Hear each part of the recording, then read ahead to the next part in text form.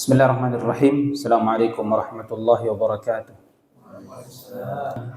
Alhamdulillah rabbil alamin wa bihi nasta'inu ala umuri dunyana waddin. Asyhadu an la ilaha illallah wahdahu la syarika lah.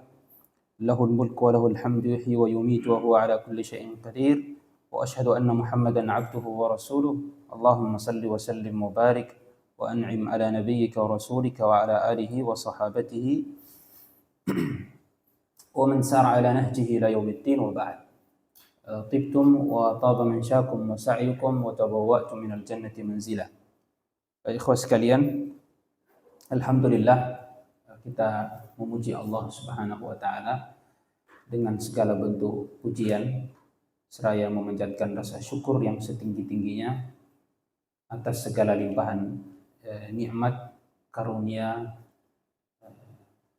dan kita berharap juga dilimpahkan rahmat dan ampunan dari Allah Subhanahu wa taala serta keberkahan yang melimpah. Tentunya ini berbanding lurus dengan semangat, tujuan serta niat kita untuk datang di majelis ini, tidak untuk sesuatu yang bersifat duniawi, melainkan untuk mencapai ridha Allah Subhanahu wa taala. Wal ilmu la ya'diluhu syai'un liman sahhat niyatuhu, sebagaimana yang disebutkan oleh Imam Ahmad rahimahullahu taala. Ya, silahkan. Ilmu itu tidak ada yang bisa mengalahkan atau menandinginya, tapi liman sahhat niyatuhu, bagi siapa yang benar niatnya. Bagi siapa yang benar niatnya. Fal ilmu la ya'diluhu syai'un, bahkan disamakan dan disejajarkan dengan jihad oleh Allah Subhanahu wa taala. Talabul ilmi ju'ila qasiman lil jihad fi sabilillah. Baik. Wa ma kana al mu'minuna, kata Allah, wa ma kana al mu'minuna liyanfiru kafah. Tidaklah seharusnya semua mukmin itu berangkat dalam peperangan. Falaula nafara min kulli firqatin minhum ta'ifah. Seharusnya ada di antara mereka sekelompok yang mengkhususkan diri untuk tafaqquh, menuntut memperdalam agama Allah Subhanahu wa taala agar setelah itu bisa kembali ke kaumnya dan memberikan peringatan. Dan atas dasar itulah kenapa para ulama menjadikan talabul ilmi sebagai bagian daripada masrifuz zakat. Ya, masrifu az-zakat atau tempat penyaluran zakat. Ya, kenapa? Karena para ulama menganggap talabul ilmi adalah naw'un minal jihad. Dia adalah bagian daripada jihad fi sabilillah yang disebutkan dalam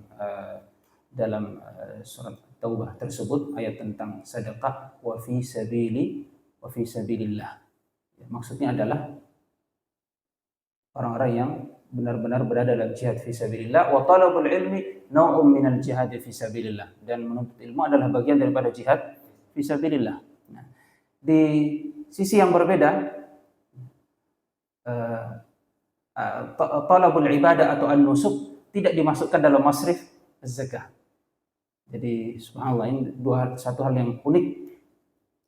Ya, mungkin orang menganggap talabul ilmi dimasukkan dalam bagian masrifuz zakah karena dia fi sabilillah, lalu kemudian menganggap bahwa orang yang ingin beribadah jadi atau ahli ibadah juga diberikan hak yang sama karena bagian daripada fi sabilillah.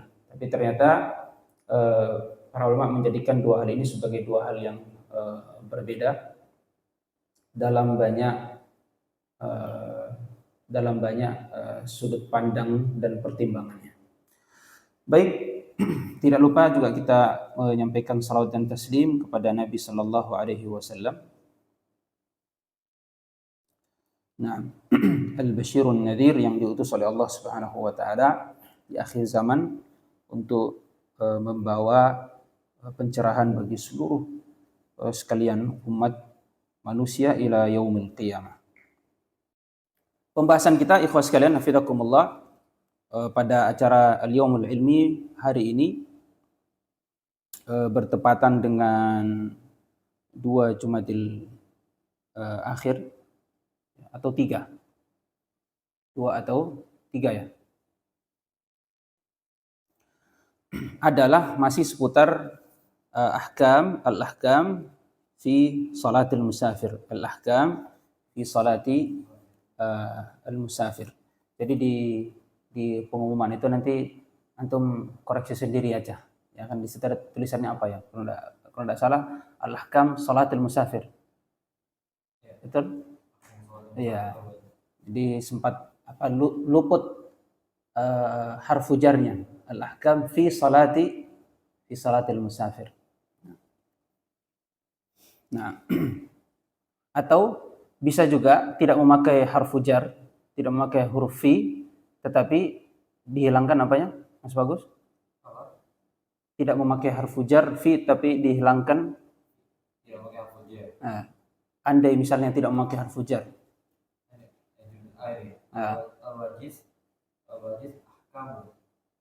Ahkam dihilangkan alif lamnya. Jadi ahkamu salatil musafir diidhafahkan.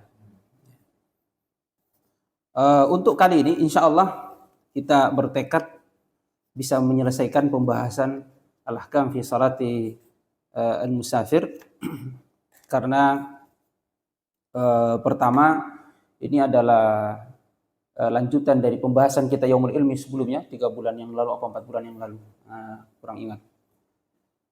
Dan pembahasan kita pada kesempatan ini lebih cenderung lebih singkat, lebih pendek daripada pembahasan yang sebelumnya.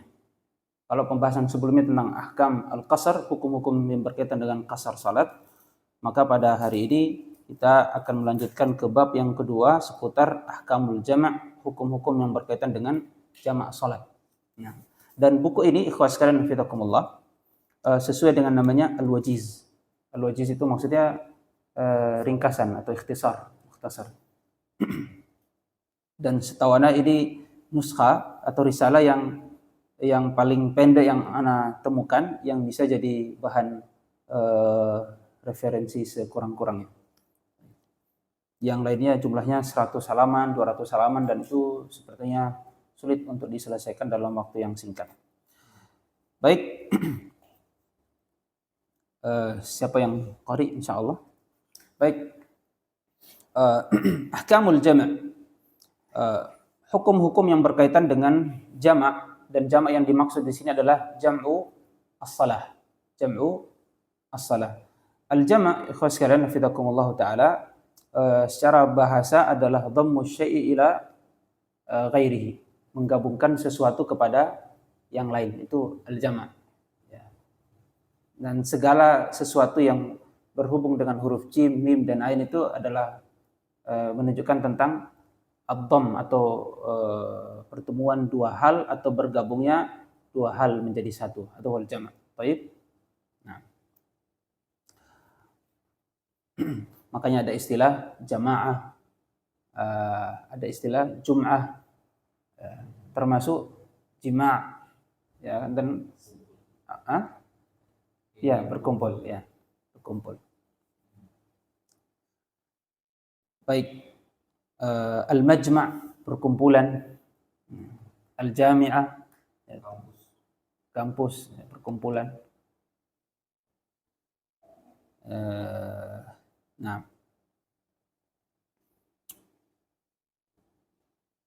wal muradu bil jama', adapun secara istilah, jadi yang disebutkan oleh syekh atau penulis dalam kitab ini adalah makna al-jama' secara istilah. Al muradu bil jama' istilahan an yusalli adh-dhuhra wal 'ashra ma'an fi waqti ihdahuma wal maghriba wal 'isya'a ma'an fi waqti ihdahuma. Seseorang salat zuhur dan asar secara bersamaan dalam satu waktu. Dalam satu waktu, dalam satu, oke. Ya. Fi waqti ihdahuma, di salah satu di antara dua waktu tersebut. Dua waktu tersebut adalah zuhur atau asar. Kalau dia dilakukan di waktu zuhur, maka disebut dengan jam'u taqdim atau didahulukan. Kalau dia dilakukan di waktu asar, maka disebut dengan jama' takhir atau diakhirkan. Baik. Demikian juga wal maghrib wal isya ma'an. Maghrib dan isya bersamaan fi waqti ihdahuma, di salah satu waktu dari kedua waktu tersebut. Dan konsepnya sama. Kalau dilakukan di maghrib namanya takdim, dilakukan di waktu isya jamak, yang namanya takhir. Baik. Dan tidak ada jamak di luar daripada dua kondisi ini. Zuhur, asar, maghrib, isya. Maka tidak sah ketika ada yang menjamak, atau tidak diperbolehkan menjamak salat asar dengan salat maghrib, atau salat isya dengan salat subuh. Baik. Ya.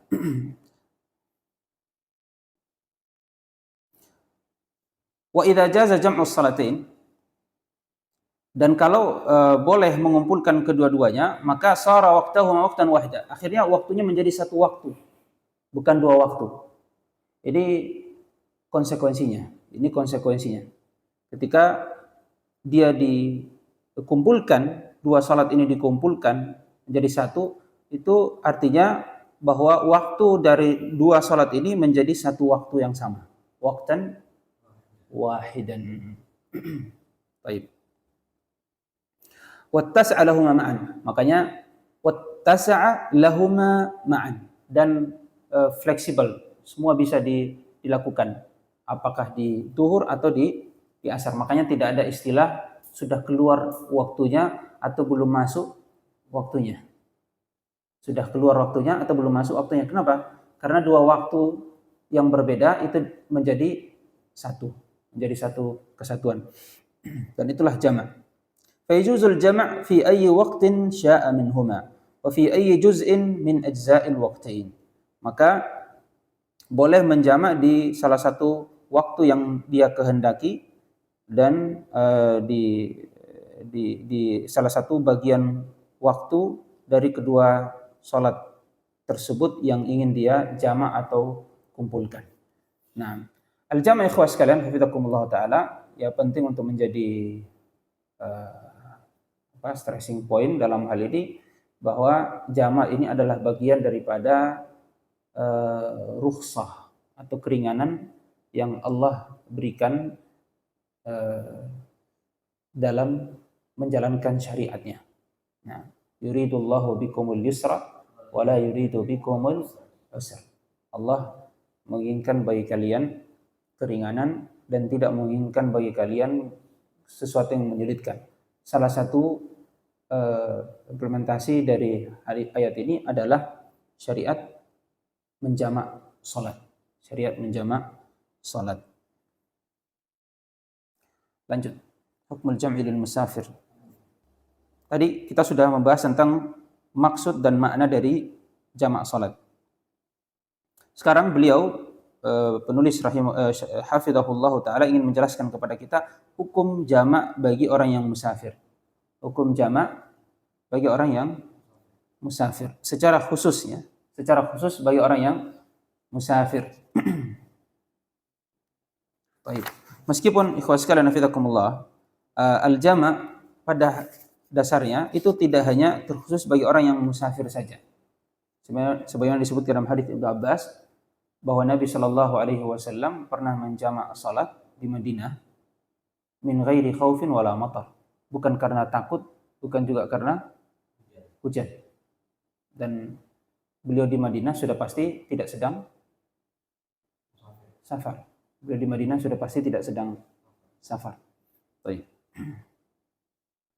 Tapi apa yang akan kita bahas di sini secara khusus ya berkenaan dengan hukum menjamak bagi orang yang musafir. Apa hukumnya? Beliau mengatakan jaizun lil musafir, mutlaqan, dibolehkan secara mutlak bagi orang yang musafir. bagi orang yang musafir. Wa huwa madhhabu jumhuril fuqaha, dan ini madhab jumhur al-fuqaha rahimanallahu wa iyyahum. Pertanyaannya, apakah ada yang tidak memandang boleh? Ya. Kebolehan jamak salat ini adalah madhab jumhurul ulama khilafan lil Hanafiyah. Ya, kecuali dalam madhab Hanafiyah jamak salat itu termasuk jamak salat yang dibolehkan dalam madhab Hanafiyah hanya jamak salat ketika seorang berada di Arafah dan di Muzdalifah.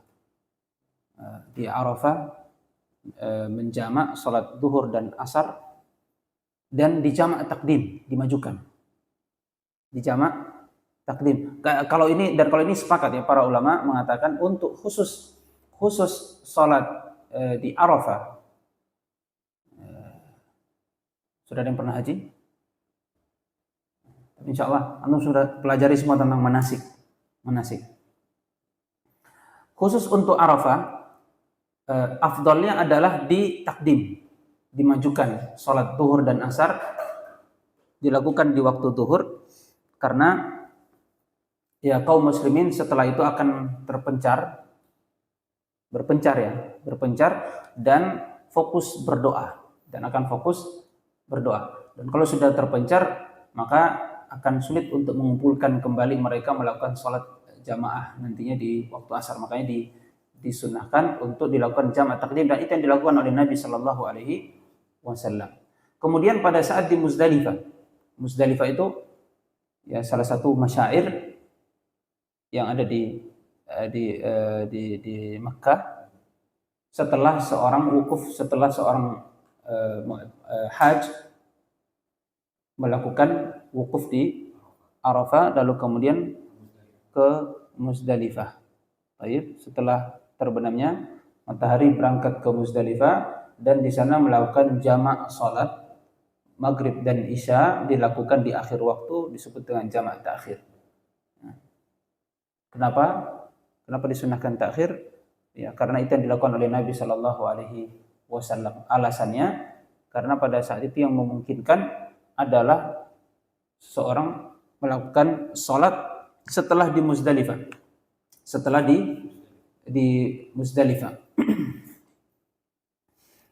ya, setelah dari Arafah atau wukuf di Arafah, orang-orang beranjak ke Muzdalifah, sehingga tidak mungkin atau waktunya tidak memungkinkan, tidak kondusif untuk melakukan sholat di awal waktu, karena mereka harus melakukan perjalanan, meskipun perjalanan juga tidak jauh dari Arafah ke Muzdalifah.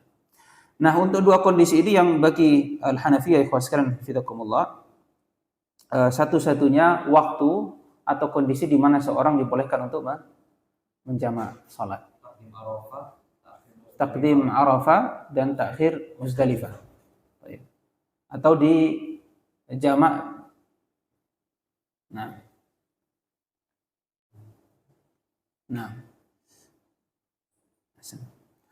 Jamak salat. Jadi dalam pandangan Al-Hanafiyah, mereka memandang jamak salat itu bukan rukhsah, tapi dia bagian daripada manasik haji. Ya, bagian daripada manasik haji. Baik. Jamak ya, bukan kasar. Jamak bukan kasar. Kemudian beliau mengatakan, dan jamak salat ini adalah sunnah yang dianjurkan dalam 3 kondisi atau keadaan. Yang pertama adalah idza jadda bihi sair, ketika sedang dalam perjalanan, benar-benar dalam perjalanan, tidak sedang berhenti atau mukim, tidak sedang berhenti atau sedang mukim. Idza jadda bihi sair, ketika memang benar-benar dalam perjalanan. Makanya para ulama mengklasifikasi musafir itu dengan musafir as-sair dengan musafir an-nazil. As-sair dengan an-nazil. Yang kedua, lil hajj fi Arafah wa Muzdalifah. Keadaan yang kedua atau kondisi yang kedua disunnahkan untuk menjamak salat adalah ketika sedang berhaji, bagi para jamaah haji di Arafah dan Muzdalifah yang tadi ana sebutkan. Yang ketiga adalah indal indal hajah, ketika ada kebutuhan. Ketika ada kebutuhan. Baik. Fayakunul afdal lil musafir al-jam'u fi hadhihi al-ahwal ats-tsalatsa. Maka yang afdal bagi seorang musafir adalah menjamak salatnya di tiga keadaan ini. Pertama adalah ketika benar-benar dalam keadaan safar atau dalam perjalanan. Ya, kalau dia mengendarai kuda berarti ketika dia sedang mengendarai kuda di perjalanan ya, antara satu idza jadda bihi sayr, itu sekalian maksudnya adalah ketika seorang melakukan perjalanan dari daerah tempat dia tinggal ke daerah tujuan. Nah, jadi selama dia dalam perjalanan itu disebut sebagai al-jiddu fi sayr atau sa'ir, disebut sebagai musafir yang benar-benar dalam perjalanan. Baik. Bukan berarti kalau mampir di rest area berarti tak boleh jamak, ya. Karena rest area itu masih bagian daripada perjalanan safar. Itu hanya sekedar mampir untuk beristirahat, isi bensin atau beli jajan, beli makanan atau buang air. Itu masih terhitung al-jiddu fi as-sayr. Jadi selama antum melakukan kegiatan perpindahan dari satu daerah tempat asal dengan ke daerah tujuan, itu disebut disebut dalam melakukan atau dalam kondisi melakukan perjalanan. As-sayr, itu jadda bihi sayr. Bukan yang nazil. Nazil ketika sudah sampai di tempat tujuan, lalu kemudian dia mungkin beberapa waktu di tempat tujuan tersebut, tapi belum kembali ke tempat asalnya. Jadi yang berangkat dari pembagian kesunahan atau tiga kondisi yang disebutkan tadi, penulis mengatakan yang afdal bagi seorang musafir adalah meninggalkan jamak atau tidak menjamak salatnya di luar tiga kondisi atau keadaan yang disebutkan tadi.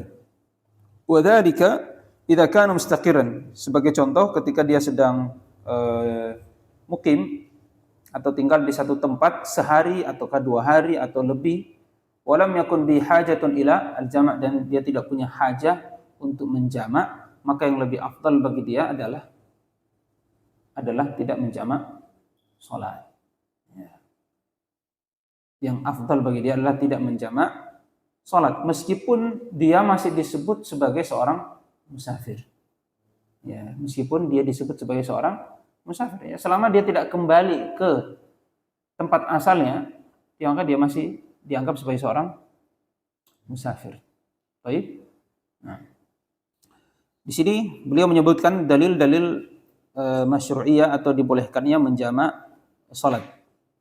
Beberapa hadis Nabi Shallallahu Alaihi Wasallam yang mutawatir bahwa Nabi menjamak 2 salat dalam sebuah safar, dalam perjalanan.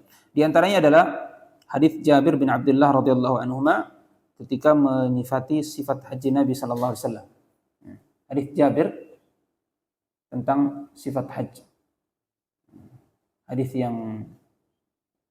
yang paling panjang menjelaskan tentang haji, hadis Jabir. Sebagian ulama ada yang mengkhususkan satu kitab khusus ya mensyarah sifat haji Nabi sallallahu alaihi wasallam ala dhaw hadis Jabir, berdasarkan hadis Jabir. Tidak ada hadis lain yang paling lengkap menggambarkan tentang haji Nabi, manasik haji Nabi sallallahu alaihi wasallam yang atau yang lebih lengkap dari hadis Jabir bin Abdullah. Saya ada bukunya Syekh Abdul Aziz At-Tarifi yang punya kitab khusus membahas sifat haji Nabi sallallahu alaihi wasallam berdasarkan hadis Jabir. Nah, ini yang beliau sebutkan di sini adalah salah satu potongan dari hadis Jabir radhiyallahu an, di mana Nabi sallallahu alaihi wasallam melakukan jamak salat di yaum Arafah, di hari Arafah. Qala thumma adzan. Salat apa yang dijamak di Arafah? zuhur dan asar. Nah. Thumma adzan, thumma aqam fa shalla adh-dhuhr. Nabi thumma adzana, thumma aqama fa shalla adh-dhuhr, thumma aqama fa shalla al-'asr. Nabi SAW salat zuhur, adzan iqamah, kemudian beliau salat zuhur, kemudian iqamah lagi, kemudian salat asar. Dan ini sekaligus menjelaskan kepada kita kaifiyat atau sifat menjamak salat. Jadi tetap adzan dan iqamah, lalu kemudian melakukan salat. Setelah selesai satu salat, kita kembali mengiqamah dan tidak perlu adzan, lalu kemudian melakukan salat yang kedua. Wa shallal 'asr. Wa lam yusalli bainahuma syai', dan Nabi tidak melakukan salat apapun di antara keduanya. Dan Nabi tidak melakukan salat apapun di antara keduanya. Makanya berdasarkan hadis ini, ya sebagian ulama mempersyaratkan al-muwalat atau apa itu? Ya kesinambungan ya. Ya tidak ada yang memisah antara dua salat yang kita jamak kecuali wudu dan iqamah. Kecuali wudu dan iqamah. Baik. Nah, bighairi wudu'in wa iqamah, dan ini madhab al-Hanabilah dalam hal ini memandang bahwa jamak salat itu tidak boleh dipisahkan dengan sesuatu apapun kecuali iqamah dan wudu'in khafif, dan wudu yang ringkas ya, wudu yang ringkas. Makanya kalau ada yang buang hajat apalagi mandi, otomatis ya batal jamaknya, jamak salatnya.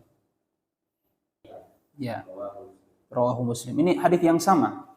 Hadis Jabir bin Abdullah radhiyallahu an dalam Sahih Muslim. Syahidnya adalah hatta atal Muzdalifah, ketika Nabi SAW berada di Muzdalifah, fa shalla bihal maghrib wal isya, beliau salat maghrib dan isya bi adzanin wahidin wa iqamatain, dengan satu adzan dan dua iqamah. Dengan satu adzan dan dua iqamah. Wa lam yusabbih bainahuma syai', dan beliau tidak bertasbih di antara keduanya dengan sesuatu apapun. Lam yusabbih di sini maksudnya lam yusalli. Ya, tasbih maksudnya adalah as-salah. Nah,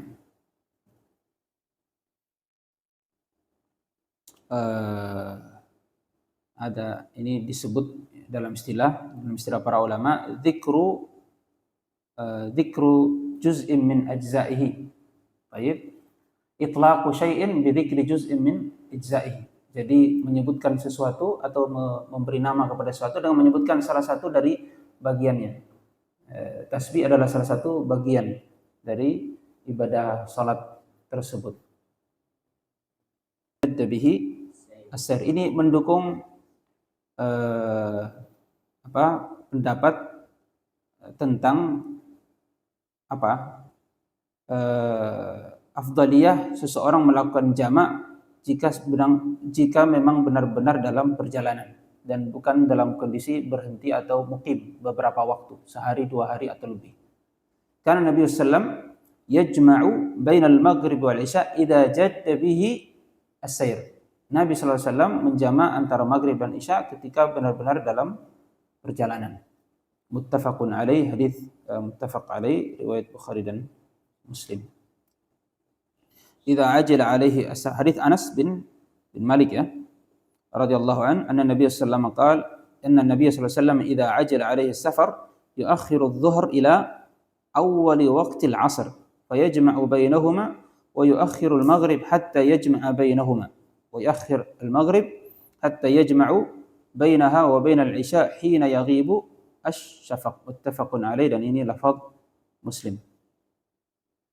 Baik. Ini di antara dalil yang disebutkan oleh penulis untuk menjelaskan kepada kita tentang hukum jamak atau kebolehan atau hukum jamak bagi orang yang sedang musafir. Baik. Masih ada lagi? Dalilnya habis ya? Baik. Terkait dengan jika misalkan terputus dengan wudu yang kan syaratnya cuma terputus hanya boleh dua, dengan iqamah atau wudu yang sifatnya ringkas. Indal Hanabilah. Indal Hanabilah. Terus seandainya jika ya kayak tadi kata antum mungkin maaf keluar buang air besar misalnya atau dia naik lama, itu kan terbatal jamaknya. Terbatal jamak di sini berarti hanya jamaknya batal atau sholatnya yang batal. Misalnya sholat zuhur, terus dia BAB, misalnya dia selesai, berarti dia harus sholat asar di waktunya gitu. Jamaknya, bukan sholat. Jamaknya ya. Zuhurnya udah aman nanti. Nah, jamaknya. Tapi indal Hanabilah, wasahih insyaallah. Meskipun di sini tidak disebutkan ya. Selagi dia jamak, kalau kita berpedoman pada makna al-jamak itu sendiri, ya pada dasarnya tidak ada yang bisa menghalangi seorang untuk menjamak hanya karena ada keperluan yang menjeda antara dua waktu. Baik, menjeda antara dua waktu. Kenapa? Karena pada dasarnya sudah tidak ada lagi batasan waktu antara zuhur dan asar atau maghrib dan isya. Waktunya sudah menjadi satu kesatuan. Sehingga kapanpun dia mau melakukan jamak salat, maka itu sah bagi dia. Maka itu sah bagi dia. Dan ini insya Allah pendapat yang lebih kuat ya dalam hal ini. Nah, wallahu a'lam. Baik. Meskipun sering menjadi pertanyaan, mana yang lebih afdal? Mendahulukan atau mengakhirkan? Mendahulukan atau mengakhirkan? Baik. Dan jawaban yang paling baik dalam hal ini adalah bahwa yang paling afdal adalah fi'lu ma tayassar. Fi'lu ma tayassar, melakukan mana yang paling mudah. Kalau ternyata mendahulukan itu lebih mudah, maka itu yang lebih afdal. Atau ternyata mengakhirkan lebih mudah, maka itu lebih afdal. Kenapa kita selalu menyandarkan ke yang mudah, ikhwan sekalian? Karena maksud dan maqasidnya dalam hal ini adalah mencari kemudahan. Yuridullahu bikumul yusra wa la yuridu bikumul usra. Allah menginginkan bagi kalian kemudahan dan tidak menginginkan bagi kalian kesulitan. Dan ini maksud azim. Ini maqasid yang sangat fundamental dalam hal ini, dalam banyak implementasi syariah, di mana sesuatu itu dibangun di atas prinsip at-taisir, kemudahan. Sehingga seringkali kita menemui ketetapan-ketetapan tentang afdaliyah atau keutamaan sebuah amalan itu didasarkan pada apa yang menjadi kemudahan. Ya, kalau itu yang lebih mudah, maka itu yang lebih afdal. Ya. Kalau itu yang lebih mudah, maka itu yang lebih afdal. Kecuali satu kondisi yang disebutkan oleh para ulama, ketika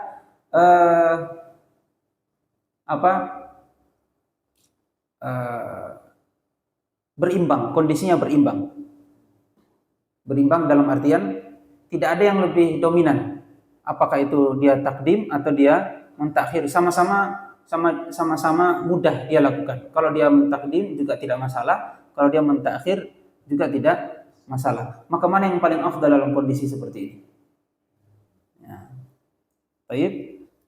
Mana yang paling afdal dalam kondisi seperti yang kita sebutkan tadi. Jadi bagi dia tidak ada masyakkah, kesulitan, mau dia majukan atau dia mundurkan sama aja. Nah, kata para ulama, kalau dalam hal ini yang lebih afdal bagi dia adalah mentakhirkan. Ya, kenapa? Ada alasan logisnya. Kalau mentakhirkan, ikhwas sekalian, itu sekurang-kurangnya logikanya kita melakukan sesuatu setelah melakukan sholat setelah keluar waktunya, dan itu dibolehkan jika dalam kondisi normal kita meninggalkan sholat nih karena uzur sampai keluar waktunya, boleh tidak kita mengqadha? Boleh, bahkan harus, ya, dibolehkan dalam kondisi normal. dan karena sebuah uzur. Baik, misal salat duhur agak ketiduran, misalkan atau enggak usah angga ya, yang lain aja, anggaplah angga yang selain antum. Ya, kalau antum kan harus adzan, nggak boleh ketiduran. Ya, marbut masjid, insya Allah. Iya. Ketiduran salat duhur, terbangunnya pas waktu asar. Oke? Berarti sudah keluar waktunya. Boleh tidak dia salat duhur di waktu asar? Boleh. Diharuskan. Namanya qadha'us shalah. Baik. Tapi kalau sekiranya karena saking semangatnya, enggak mau salat duhur, ya kan? Sebelum waktu duhur, sebelum azan, boleh enggak? Nah, syarat sahnya salat adalah dukhul waktu, masuknya waktu. Itu nggak boleh sama sekali. Mau ada uzur apapun nggak boleh sama sekali memajukan waktu salat, itu nggak boleh. Begitu ya. Nah, atas dasar itulah kenapa para ulama mengatakan ketika situasinya berimbang maka lebih afdal mentakhir. Kenapa? Karena kalau mentakhir itu artinya kita melakukan sholat yang sudah terlewatkan di waktu sholat yang lain, Kalau dia duhur dan asar, maka setidaknya dia melakukan salat asar pada waktunya dan salat duhur ketika sudah lewat waktunya. Tapi kalau dia takdim, maka ada satu salat yang dia lakukan dan belum masuk waktunya. Apa itu? Salat asar. Ya. Jadi logikanya seperti itu.